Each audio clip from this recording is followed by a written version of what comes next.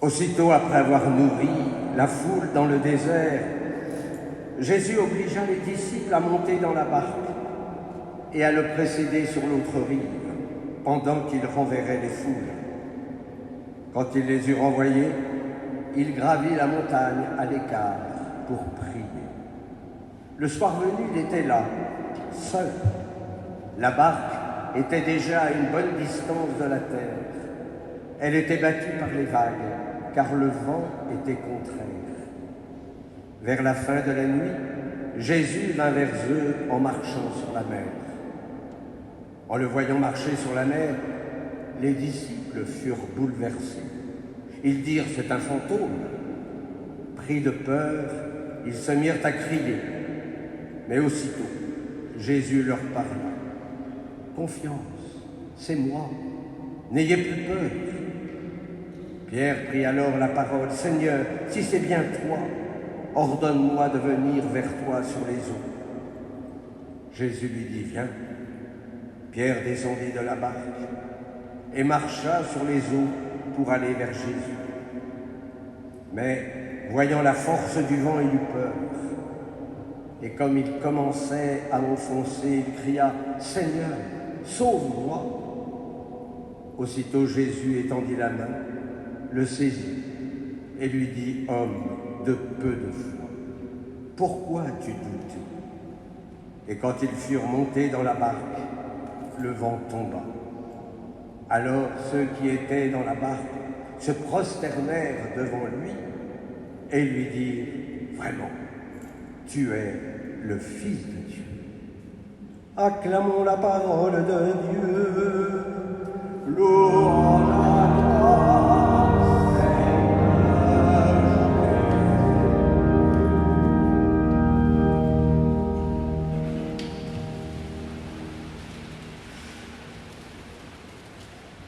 L'expérience spirituelle du prophète Élie sur le mont Horeb éclaire ou peut éclairer notre vie de prière. Sors et tiens-toi sur la montagne devant le Seigneur, car il va passer. Toute prière commence par une mise en présence de Dieu. Tout simplement parce que c'est Dieu qui nous invite à cette rencontre. C'est Dieu qui a toujours l'initiative. Mais avouons que parfois, on ne répond pas toujours à ce rendez-vous d'amour. Vous allez me dire, en tout cas moi, je n'entends rien. Et moi je réponds, moi non plus. J'entends pas des voix. Et j'allais même ajouter, Dieu merci, je ne peux pas en entendre. Mais en nous, il y a comme ce désir intérieur. Mon âme a soif du Dieu vivant. Quand le verrai-je face à face? Vous savez, dans nos journées, il y a des rythmes. Eh bien, il est préférable de prier au même moment, à la même heure. Il y a un temps pour dormir, un temps pour manger, un temps pour prier. Je voudrais ce matin vous aider à vous mettre en présence de Dieu. Et je vous propose un chemin que vous pourrez d'ailleurs retrouver chez Thérèse d'Avila, qui est la maîtresse de l'oraison. Tout d'abord, un signe de croix. Non pas un signe à la va-vite. Vous savez, je fais l'accueil tous les jours. Alors je vois des fidèles, voilà, qui font un signe de croix et je me dis, mon Dieu, mais qu'est-ce que ça représente? Vous savez, un signe comme ça. Je dis, mais qu'ils prennent le temps. La Madeleine est grande, ils ont le temps. Non, un beau signe de croix. Parce que notre prière, elle est trinitaire. Et puis après, un acte de foi. Seigneur, je crois que tu es là. C'est pas rien, cet acte de foi. Et si le Seigneur est vraiment là, et moi je peux vous l'assurer qu'il est là, eh bien alors, nous allons nous offrir à lui.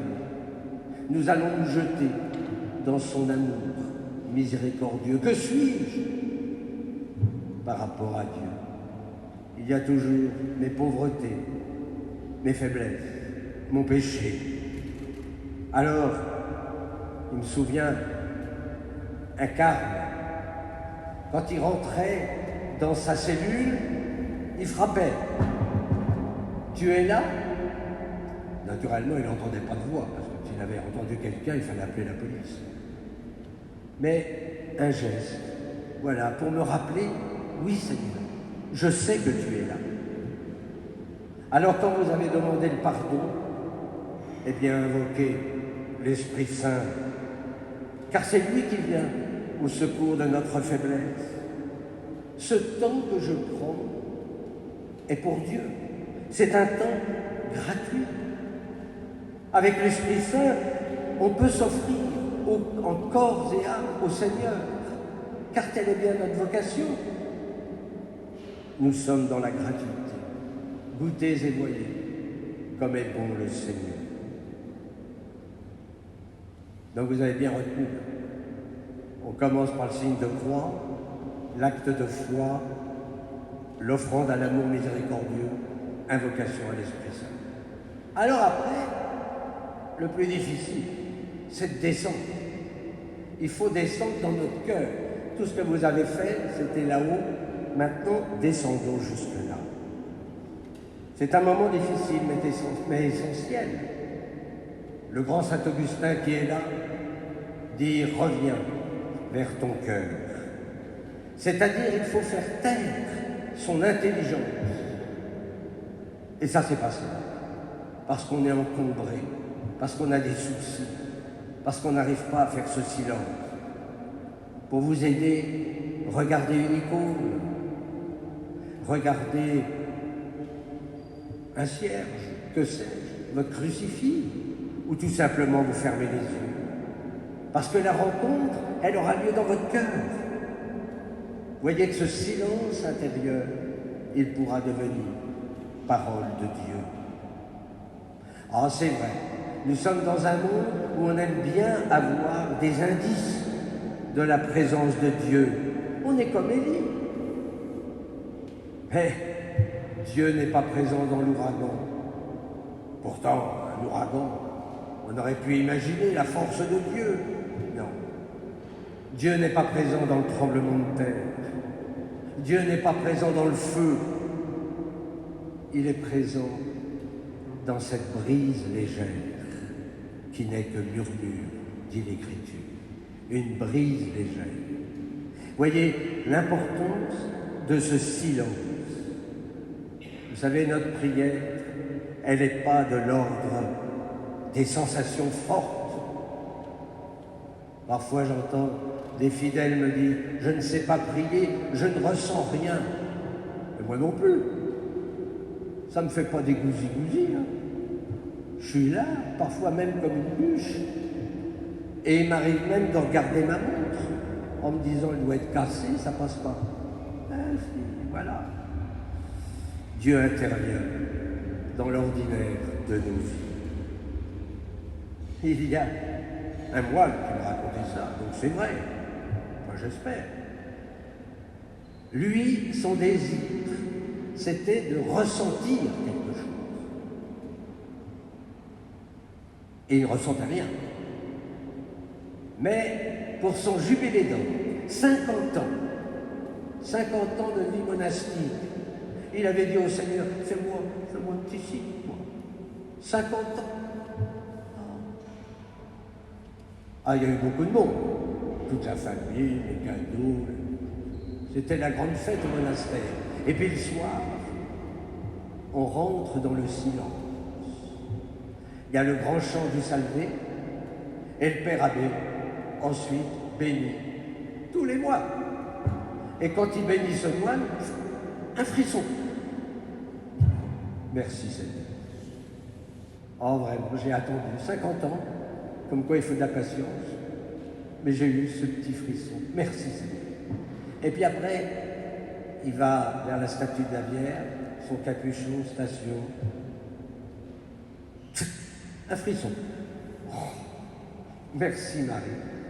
Je savais bien que pour mon jubilé, il y aurait beaucoup de grâce. Oh là là. Et puis après, il arrive devant sa porte de la cellule.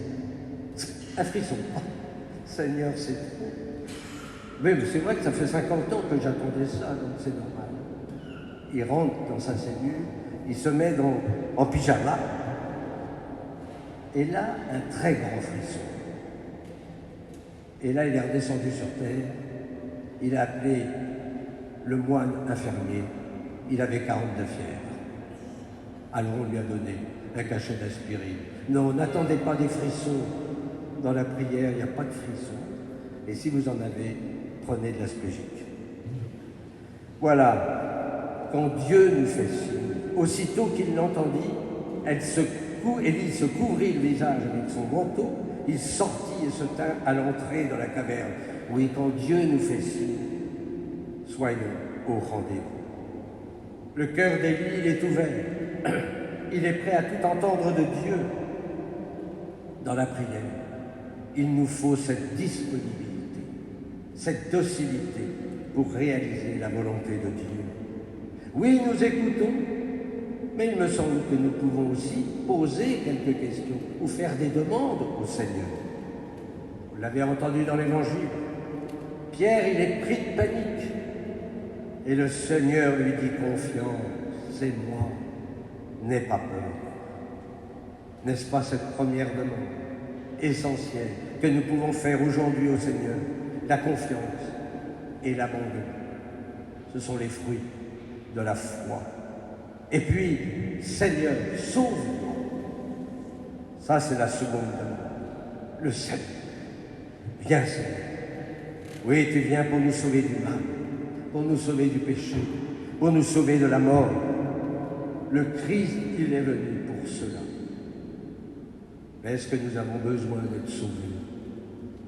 On pourrait poser des questions tout autour de la Madeleine. On se suffit à soi-même. On n'a plus besoin de Dieu. Alors notre prière de ce dimanche est celle du psalmiste que nous avons chanté. Fais-nous voir, Seigneur, ton amour et donne-nous ton salut.